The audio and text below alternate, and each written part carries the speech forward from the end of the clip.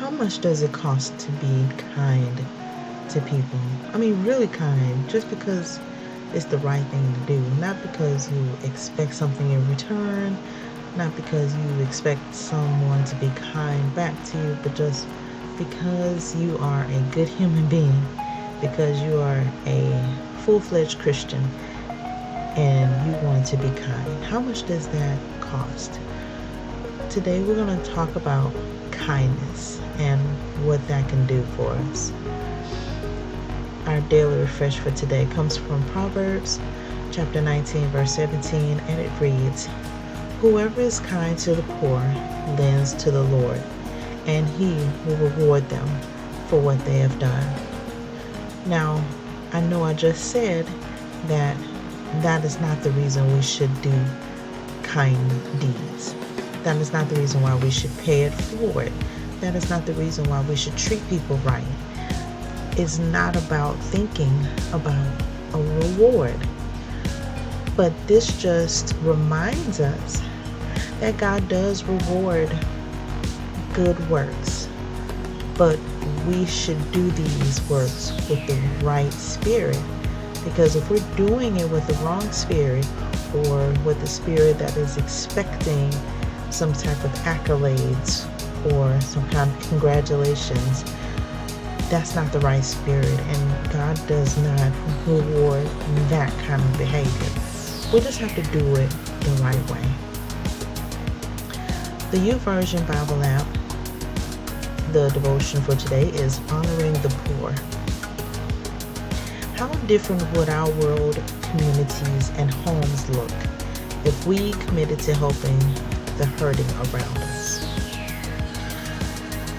The writer of Proverbs penned these words: "If you help the poor, you are lending to the Lord, and He will repay you."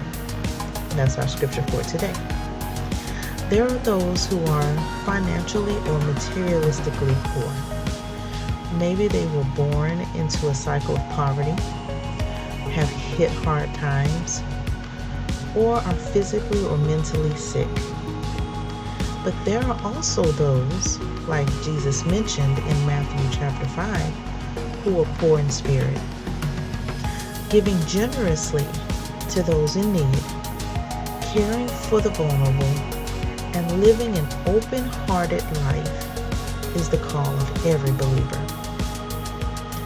Jesus echoed this theme in Matthew chapter 25, explaining that good works, like feeding the hungry, clothing the needy, showing hospitality to strangers, and visiting the sick, will not go unnoticed. In fact, when we do such things, we're actually serving Jesus. And that comes from Matthew chapter 25, verse 40. How wonderful would it be to end poverty, stop hunger, and witness the day when the world is entirely at peace. Eventually, Jesus will make all that is wrong right, once and for all. But until then, we get to keep serving Him and loving others every chance we get. No one can do everything, but we all can do something. Genuine followers of Jesus will be compelled by His Spirit to love the people He's created. And if that's not enough, we can believe Him when He says that He rewards those who seek Him. And that's from Hebrews chapter 11, verse 6. John put it this way: if someone has enough money to live well and sees a brother or a sister in need but shows no compassion, how can God's love be in that person?